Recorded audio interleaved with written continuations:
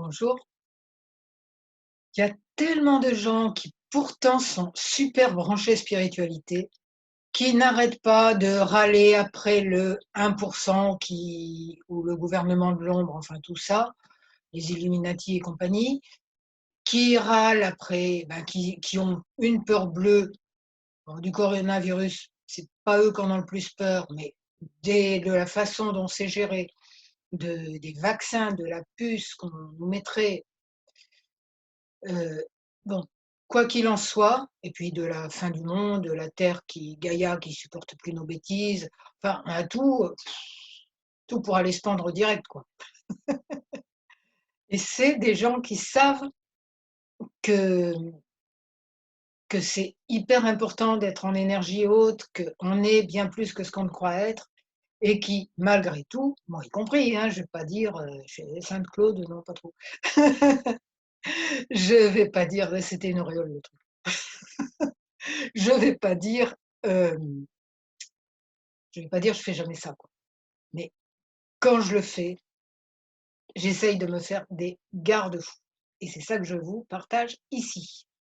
C'est quoi ces garde-fous? C'est des axiomes, c'est-à-dire que quand mon cerveau émotionnel est dans le creux de la vague, au fond du gouffre, dans la panade la plus totale, à cause de tout ça ou d'autres choses, j'essaie quand même de me rappeler que j'ai une sagesse intérieure, OK? Et c'est ça l'axiome. L'axiome, le axiome, postulat, tout ça, c'est la même chose, hein. C'est le truc qu'on ne remet en question que si vraiment, vraiment, vraiment, on a d'excellentes raisons de le remettre en question. Et là, l'idée qu'on ait une sagesse intérieure, je vois pas de raison de le remettre en question, quoi. D'une part, parce que de plus en plus de gens le vérifient, dont moi, hein. On a des intuitions, on les développe, elles se développent de plus en plus. Et d'autre part, si on se disait: «Tout ça c'est bidon, il y a pas de sagesse intérieure, on est juste des petites merdes qui vont crever, il y aura rien après, il y a pas grand-chose pendant et la vie n'est qu'une vallée de larmes et tout ça, c'est tout pourri et de toute façon, on va tous crever, d'un tsunami en ayant d'abord été vaccinés avec, et téléguidés avec une puce RFID et cetera et cetera». Bon, tout ça, OK, si on se rappelle qu'on a une sagesse intérieure, OK, cause toujours. La sagesse intérieure, c'est bien plus puissant que tout ça. Voilà, axiome intouchable, parce que tout le reste, bah, c'est pire. C'est tout, c'est tout.